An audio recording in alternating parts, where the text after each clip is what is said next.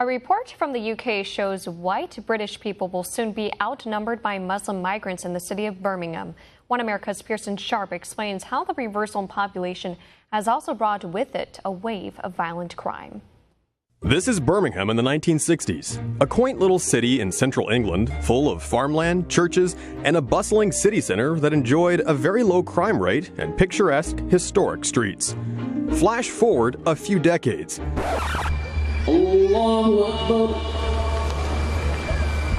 These images aren't from Iran, Iraq, or Afghanistan. No, this is modern-day Birmingham.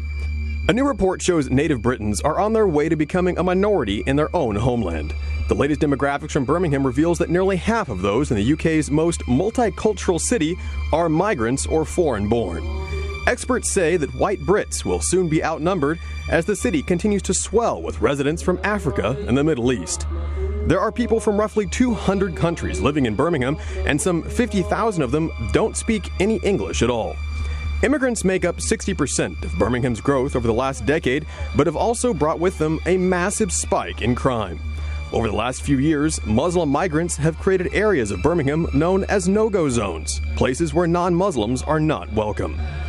This racist message was spray-painted on a wall in an inner-city ghetto of Birmingham in August of 2017. Native Brits say that it's a sad truth these areas are here to stay, and claim that many migrants have no intention of integrating or becoming British. Government officials say that similar graffiti has appeared in other areas in recent years, condemning the hateful vandalism, but taking no action against it. A recent government survey found that white residents in Birmingham feared for their safety and said parts of the city were now off limits. In fact, the city has become the so-called capital of jihadism in England. 1 in 10 of the UK's convicted Islamic terrorists comes from Birmingham. The neighborhood of Sparkbrook is more than 70% Muslim and has become a byword for radical Islamism in England. Houses there have been turned into bomb-making factories and were used in the deadly attacks on London's subway system in 2005 that killed 52 people. Muslim extremists have concentrated into several enclaves throughout the city, producing 26 of England's 269 convicted terrorists. One journalist who visited the city, Ross Kemp, said Birmingham is so violent he has to wear the same body armor he wore in Syria for protection. We want to end Islamic immigration, stop building mosques and madrasas, stop the funding coming in from Saudi Arabia, only for a limited time.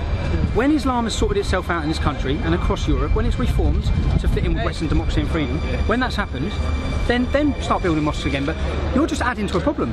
Yet despite extensive evidence, Birmingham's government is turning a blind eye to the problem, instead calling the city a symbol of multiculturalism. Local leaders admit they're afraid of being called racist, and so they actively avoid getting involved in the city's growing jihadist movement. However, other politicians warn the Liberal City Council won't go after the immigrants because most Muslims vote for the Liberal Party. Local Christians and churches have been crowded out as well, with one main street, Ladypool Road, now home to over 22 mosques. Also on the rise are cases of children being sexually exploited by gangs of Muslim men, usually from Pakistan. Local counselors and experts warn that parents are being kept in the dark about such dangers, with the Birmingham Council refusing to alert parents to the situation. One gang member is suspected of raping 3 schoolgirls, but was bailed out on each occasion. 14 other gang members were also arrested in November for sexually assaulting underage girls. And in case some claim this problem is just limited to Birmingham, London, which has also seen a surge in immigration from Africa and the Middle East, just reported a 20% spike in cases of rape.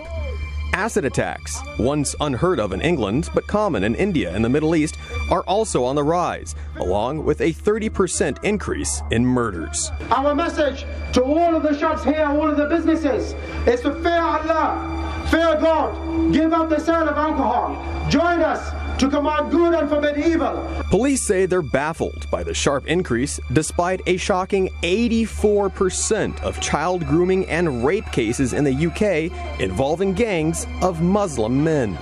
Experts predict native white Britons will be a minority in their own country by the year 2050.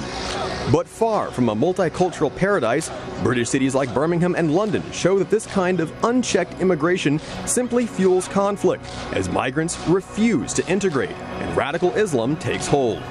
With politicians who protect the guilty simply for votes and police so afraid of being branded racist that they won't tackle the issue, the government is creating ghettos rife with crime and Islamic extremists.